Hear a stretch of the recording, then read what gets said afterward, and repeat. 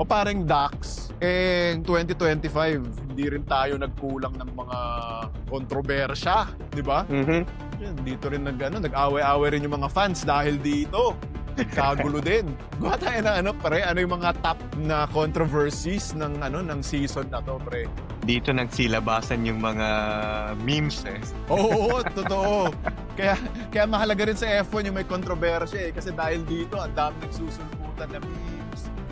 Nakakahanap talaga ng pampasaya yung mga tao eh. Tutukan natin yung championship team ng McLaren, yung internal problems nila, yung mga team orders, lalo na yung Monza switch.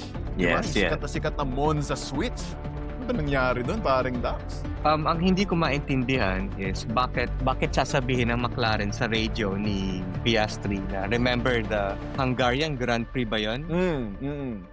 Di ba? Parang sinumbat.